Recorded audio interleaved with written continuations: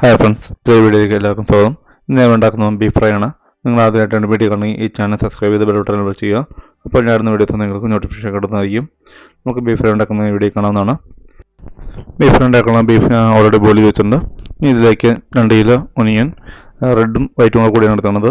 2 table spoon ginger, 2 table spoon garlic, ഒരു 5 പച്ചമുളക്, കുറച്ച് കറിവേപ്പില, ഇത്ര അങ്ങോട്ട് വെച്ചിട്ടുണ്ട്. നമുക്ക് ഇനി കടായിലിട്ട് 1/2 കപ്പ് ഓയിൽ ഒഴിച്ച് കൊടുക്കാം.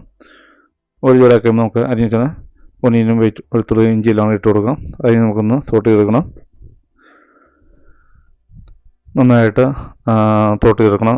ഒരു 10-15 മിനിറ്റോളം ഈ രീതിയിൽ സോട്ട് ചെയ്യണം. ഞാനിപ്പോൾ 4 കിലോ ബീഫ് എടുത്താണ് ഞാൻ ബോയിൽ വെച്ചേക്കുന്നത്. ഏകദേശം ഈ പരിവായി കഴിയുമ്പോൾ നമുക്ക് അതിൻ്റെ അകത്തേക്ക് 2 table spoon ginger garlic paste കൊണ്ട് ചേർത്ത് കൊടുക്കാം. അത് കഴിഞ്ഞ് അതൊരു 3-5 മിനിറ്റ് ഒന്ന് സോട്ട് ചെയ്യണം. ഏകദേശം ഈ പരിവായിക്കുമ്പോൾ നമുക്ക് അതിൻ്റെ അകത്തേക്ക് ആവശ്യമായിട്ടുള്ള പൊടികൾ ചേർത്ത് കൊടുക്കാം. മല്ലിപ്പൊടി 3 ടീസ്പൂണ്, മുളക് പൊടി 1 ടീസ്പൂണ്, മഞ്ഞൾപ്പൊടി 1/2 ടീസ്പൂണ്, കുരുമുളക് പൊടി 3 teaspoon, meat masala 2 teaspoon, garam masala 2 teaspoon, ഉപ്പ് 2 ടീസ്പൂണ്, ഇത്ര ഇട്ട് കൊടുത്തിട്ട് നന്നായിട്ട് സോട്ട് ചെയ്യണം. ഒരു 5-10 മിനിറ്റ് നന്നായിട്ട് സോട്ട് ചെയ്ത് കഴിഞ്ഞിട്ട് അതിൻ്റെ പച്ചപ്പ് മാറിക്കുമ്പോൾ അതിൻ്റെ അകത്തേക്ക് ബോയിൽ കയറും ബീഫ് ഇട്ട് കൊടുക്കണം. അത് ഞാൻ അതിൻ്റെ അകത്തേക്ക് 1/2 കപ്പ് ഓയിലും ഒരു 2 ടേബിൾ സ്പൂണ് പെപ്പർ പൗഡറും ചേർത്ത് കൊടുക്കണം. ഇത് കണ്ടിട്ട് നന്നായിട്ട് മിക്സ് ചെയ്യണം. ഇത് അറൗണ്ട് 1 മണിക്കൂറോളം നമ്മൾ ഇളക്കി കൊടുത്തുകൊണ്ടിരിക്കണം. അത് നമുക്ക് ടോട്ടൽ ഉണ്ടാക്കുന്ന 1.5 മണിക്കൂറോളം ഇത് ആവശ്യമായിട്ട് വരുന്നുണ്ട്.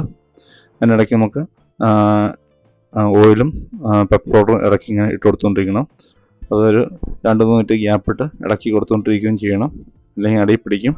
നമ്മൾ തീ ഓഫാക്കുന്നതിന് 15 മിനിറ്റ് മുമ്പായിട്ട് 2 ടേബിൾ സ്പൂണ് ചോപ്പ് ചെയ്ത ഇഞ്ചിയും 1 ടേബിൾ സ്പൂണ് വെളുത്തുള്ളിയും, 1/4 കപ്പ് പച്ചമുളകും, 1/4 കപ്പ് കറിവേപ്പിലയും, 1/4 കപ്പ് കോക്കനട്ട് ഓയിലൂടെ ഒഴിച്ച് കൊടുത്തിട്ട് നന്നായിട്ട് മിക്സ് ചെയ്യണം.